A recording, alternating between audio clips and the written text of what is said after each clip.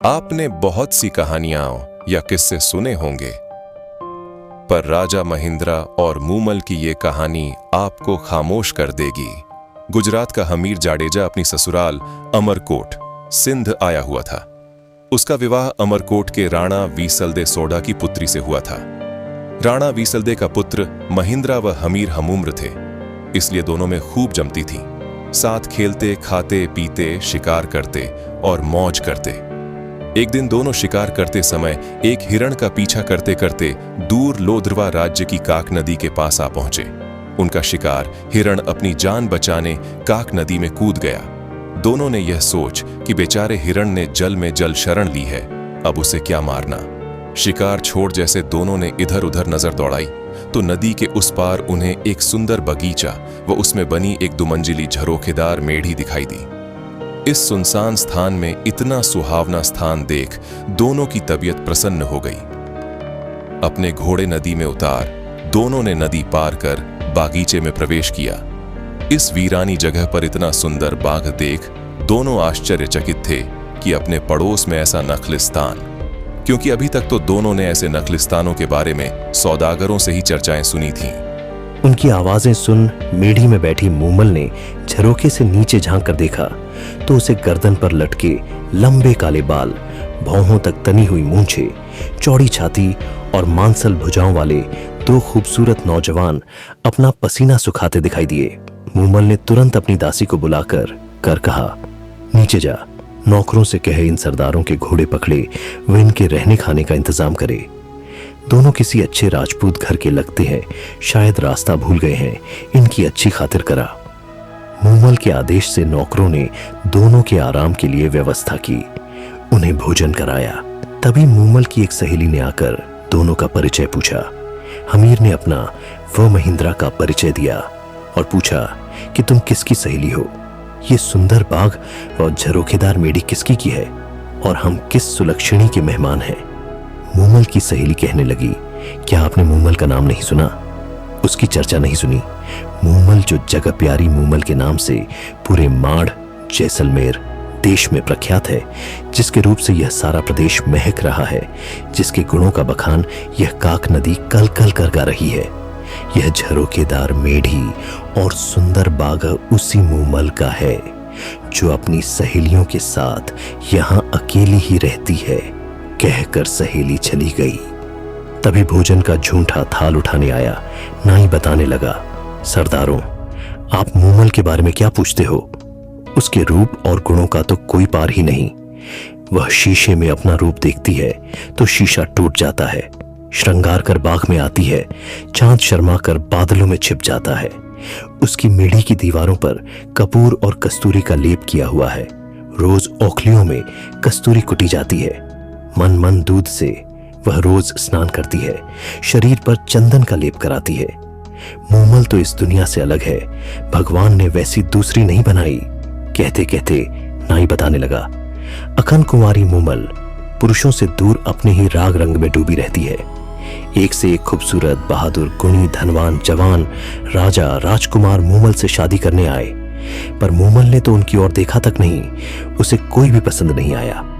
मूमल ने प्रण ले रखा है कि वह विवाह उसी से करेगी जो उसका दिल जीत लेगा, नहीं तो पूरी उम्र कुंवारी ही रहेगी। कुछ ही देर में मूमल की सहेली ने आकर कहा कि आप दोनों में से एक को मूमल ने बुलाया है।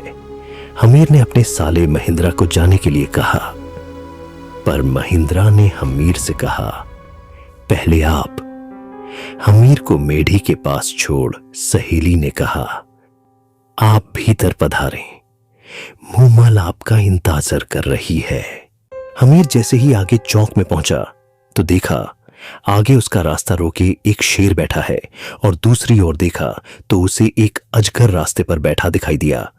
हमीर ने सोचा मूमल कोई डायन है और नखलिस्तान रचकर पुरुषों को अपने जाल में फंसा मार देती होगी। वह तुरंत उल्टे पांव वापस हो चौक से निकल आया। हमीर व महिंद्रा आपसे बात करते तब तक मूमल की सहेली आ गई और महिंद्रा से कहने लगी, आप आइए, मूमल आपका इंतजार कर रही है। महिंद्रा ने अपना अंगरखा पहन हाथ में भाला ले सहेली के पीछे पीछे चलना शुरू किया।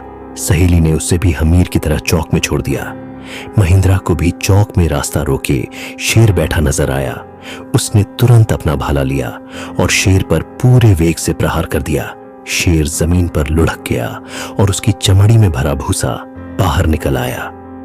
महिंद्रा यह देख मन ही मन मुस्कुराया कि मूमल उसकी परीक्षा ले रही है। तभी उसे आगे अजगर बैठा दिखाई दिया। महिंद्रा ने भूसे से भरे उस अजगर के भी अपनी तलवार के प्रहार से टुकड़े टुकड़े कर दिए। अगले चौक में महिंद्रा को पानी भरा नजर आया। महिंद्रा ने पानी की गहराई नापने हेतु जैसे पानी में भाला डाला तो थक की आवाज आई। महिंद्रा समझ गया कि जिसे वह पानी समझ रहा है वह कांच का फर्श है। कांच का फर्श पार कर सीढ़ियां चढ़कर महिंद्रा मूमल की मेड़ी में प्रविष्ट हुआ। आगे मूमल खड़ी थी, जिसे देखते ही महिंद्रा ठिठक गया। मूमल ऐसे लग रही थी जैसे काले बादल में बिजली चमकी हो। एड़ी तक लंबे काले बाल, मानो काली नागिन सिर से जमीन पर लौट रही हों। चंपे की डाल जैसी कलाइयां, बड़ी बड़ी सुंदर आंखें, ऐसे लग रही थी जैसे मद भरे प्याले हों। तपे हुए कुंदन जैसा बदन का रंग, वक्ष जैसे किसी सांचे में ढाले गए हों, पेट जैसे पीपल का पत्ता, अंग अंग जैसे उफन रहा हो। मूमल का यह रूप देखकर महिंद्रा के मुंह से अनायास ही निकल पड़ा, न किसी मंदिर में ऐसी मूर्ति होगी और न किसी राजा के रणवास में ऐसा रूप होगा। महिंद्रा तो मूमल को ठगा सा देखता ही रहा। उसकी नजरें मूमल के चेहरे को एकटक देखते जा रही थीं। दूसरी ओर मूमल मन में कह रही थी, क्या तेज है इस नौजवान के चेहरे पर, और नयन तो नयन क्या खंजर है। दोनों की नजरें आपस में ऐसे घड़ी की हटने का नाम ही नहीं ले रही थी। आखिर मूमल ने नजरें नीचे कर महिंद्रा का स्वागत किया। दोनों ने खूब बातें की। बातों ही बातों में दोनों एक दूसरे को कब दिल दे बैठे पता ही न चला, और न ही पता चला कि कब रात खत्म हो गई और कब सुबह का सूरज निकल आया। उधर हमीर को महिंद्रा के साथ कोई अनहोनी ना हो जाए, सोचकर नींद ही नहीं आई। सुबह होते ही उसने नाई के साथ संदेशा भेज महिंद्रा को बुलवाया और चलने को कहा। महिंद्रा का मूमल को छोड़कर वापस चलने का मन तो नहीं था, पर मूमल से यह कहे, मैं फिर आऊंगा मूमल, बार बार आकर तुमसे मिलूंगा। दोनों वहां से चल दिए। हमीर गुजरात अपने वतन रवाना हुआ और महिंद्रा अपने राज्य अमरकोट। मूमल से वापस आकर मिलने का वायदा कर महिंद्रा अमरकोट के लिए रवाना तो हो गया, पर पूरे रास्ते उसे मूमल के अलावा कुछ और दिखाई ही नहीं दे रहा था। वह तो सिर्फ यही गुनगुनाता चला जा रहा था, भारी माढ़ेची ए मूमल, हालिनी अमराणे देश। मेरी मांड देश की मूमल, आओ मेरे साथ अमरकोट चलो।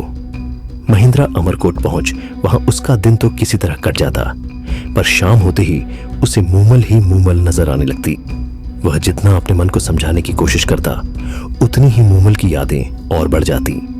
वह तो यही सोचता कि कैसे लोदरवे पहुंचकर मूमल से मिला जाए।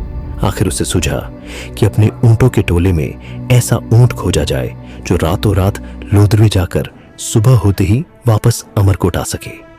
उसने अपने रायका रामू, ऊंट चराने वाले, को बुलाकर पूछा तो रामू रायका ने बताया कि उसके टोले में एक चीतल नाम का ऊंट है जो बहुत तेज दौड़ता है और वह उसे आसानी से रात को लोदरवे ले जाकर वापस सुबह होने से पहले ला सकता है।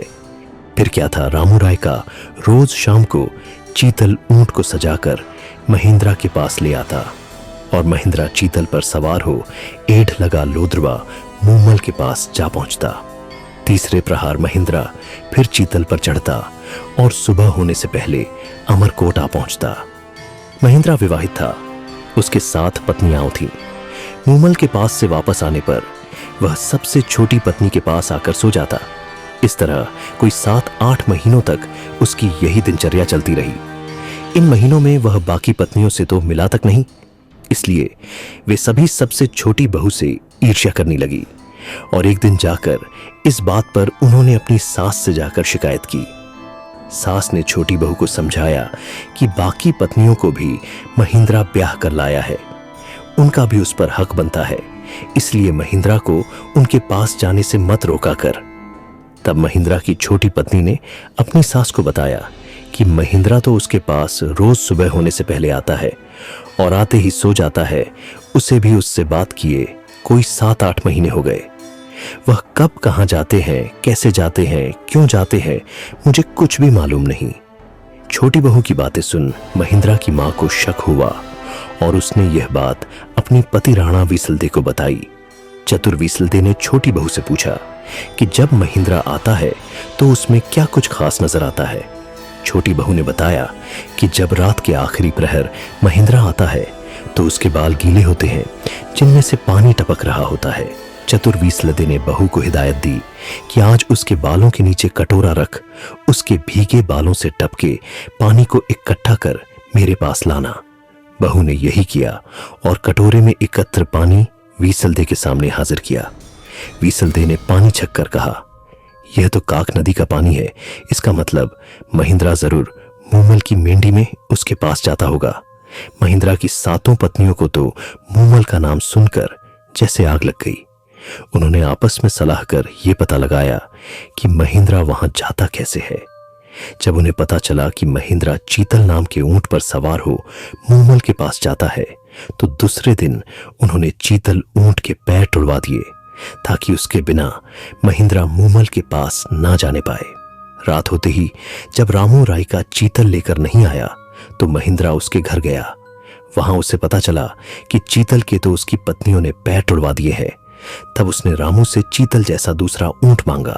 रामू ने कहा, उसके टोले में एक तेज दौड़ने वाली एक टोरडी, छोटी ऊंटनी है तो सही, पर कम उम्र होने के चलते वह चीतल जैसी सुलझी हुई व अनुभवी नहीं है। आप उसे ले जाए, पर ध्यान रहे उसके आगे चाबुक ऊंचा ना करे। चाबुक ऊंचा करते ही वह चमक जाती है और जिधर उसका मुंह होता उधर ही दौड़ना शुरू कर देती है। तब उसे रोकना बहुत मुश्किल है। महिंद्रा टोरडी पर सवार हो लोद्रवा के लिए रवाना होने लगा, पर मूमल से मिलने की बेचैनी के चलते वह भूल गया कि चाबुक ऊंचा नहीं करना है, और चाबुक ऊंचा करते ही टोरडी ने एड़ लगाई और सरपट भागने लगी। अंधेरी रात में महिंद्रा को रास्ता भी नहीं पता चला कि वह कहां पहुंच गया। थोड़ी देर में महिंद्रा को एक झोंपड़े में दिया जलता नजर आया। वहां जाकर उसने उस क्षेत्र के बारे में पूछा तो पता चला कि वह लोद्रवा की जगह बाड़मेर पहुंच चुका है। रास्ता पूछ जब महिंद्रा लोद्रवा पहुंचा तब तक रात का 3रा प्रहर बीत चुका था। मूमल उसका इंतजार कर सो चुकी थी। उसकी मेंढी में दिया जल रहा था। उस दिन मूमल की बहन सुमल भी मेंढी में आई थी। दोनों की बातें करते करते आंख लग गई थी। सहेलियों के साथ दोनों बहनों ने देर रात तक खेल खेले थे। सुमल ने खेल में पुरुषों के कपड़े पहन पुरुष का अभिनय किया था और वह बातें करती करती पुरुष के कपड़ों में ही मूमल के पलंग पर उसके साथ सो गई। महिंद्रा मूमल की मेंढी पहुंचा। सीढ़ियां चढ़ जैसे ही मूमल के कक्ष में घुसा और देखा कि मूमल तो किसी पुरुष के साथ सो रही है। यह दृश्य देखते ही महिंद्रा को तो लगा जैसे उसे एक साथ हजारों बिच्छुओं ने काट खाया हो। उसके हाथ में पकड़ा चाबुक वहीं गिर पड़ा और वह जिन पैरों से आया था उन्हीं से चुपचाप बिना किसी को कुछ कहे वापस अमरकोट लौट आया। वह मन ही मन सोचता रहा कि जिस मूमल के लिए मैं प्राण तक न्यौछावर करने के लिए तैयार था वह मूमल ऐसी निकली। जिसके लिए मैं कोसों दूर से आया हूं वह पर पुरुष के साथ सोई मिलेगी। धिक्कार है ऐसी औरत पर। सुबह आंख खुलते ही मूमल की नजर जैसे महिंद्रा के हाथ से छूटे चाबुक पर पड़ी। वह समझ गई कि महिंद्रा आया था, पर शायद किसी बात से नाराज होकर चला गया। उसके दिमाग में कई कल्पनाएं आती रहीं। कई दिनों तक मूमल महिंद्रा का इंतजार करती रही कि वो आएगा और जब आएगा तो सारी गलतफहमियां दूर हो जाएंगी। पर महिंद्रा नहीं आया। मूमल उसके वियोग में फीकी पड़ गई। उसने श्रृंगार करना छोड़ दिया, खाना पीना भी छोड़ दिया। उसकी कंचन जैसी काया काली पड़ने लगी। उसने महिंद्रा को कई चिट्ठियां लिखीं, पर महिंद्रा की पत्नियों ने वह चिट्ठियां महिंद्रा तक पहुंचने ही नहीं दी। आखिर मूमल ने एक ढोली गायक को बुला महिंद्रा के पास भेजा, पर उसे भी महिंद्रा से नहीं मिलने दिया गया। पर वह किसी तरह महिंद्रा के महल के पास पहुंचने में कामयाब हो गया और रात पड़ते ही उस ढोली ने मांड राग में गाना शुरू किया। तुम्हारे बिना सोड़ा राण, यह धरती धुंधली तेरी मूमल रानी है। उदास मूमल के बुलावे पर असल प्रियतम महिंद्रा अब तो घर आओ। ढोली के द्वारा गई मांड सुनकर भी महिंद्रा का दिल नहीं पसीजा और उसने ढोली को कहला भेजा कि मूमल से कह देना, न तो मैं रूप का लोभी हूं और न ही वासना का कीड़ा। मैंने अपनी आंखों से उस रात उसका चरित्र देख लिया है जिसके साथ उसकी घनिष्ठता है, उसी के साथ रहे। मेरा अब उससे कोई संबंध नहीं। ढोली द्वारा सारी बात सुनकर मूमल के पैरों तले की जमीन ही खिसक गई। अब उसे समझ आया कि महेंद्रा क्यों नहीं आया। मूमल ने तो सपने में भी नहीं सोचा था कि उसे ऐसा कलंक लगेगा। उसने तुरंत अमरकोट जाने के लिए रथ तैयार करवाया ताकि अमरकोट जाकर महेंद्रा से मिल उसका वहम दूर किया जा सके कि वह कलंकिनी नहीं है और उसके सिवाय उसका कोई नहीं। अमरकोट में मूमल के आने व मिलने का आग्रह पाकर महेंद्रा ने सोचा, शायद मूमल पवित्र है, लगता है मुझे ही कोई गलतफहमी हो गई। और उसने मूमल को संदेश भिजवाया कि वह उससे सुबह मिलने आएगा। मूमल को इस संदेश से आशा बंधी। रात को महेंद्रा ने सोचा कि देखें मूमल मुझसे कितना प्यार करती है। सो सुबह उसने अपने नौकर के सिखाकर मूमल के डेरे पर भेजा। नौकर रोता पीटता मूमल के डेरे पर पहुंचा और कहने लगा कि महेंद्रा जी को रात में काले नाग ने डस लिया, जिससे उनकी मृत्यु हो गई।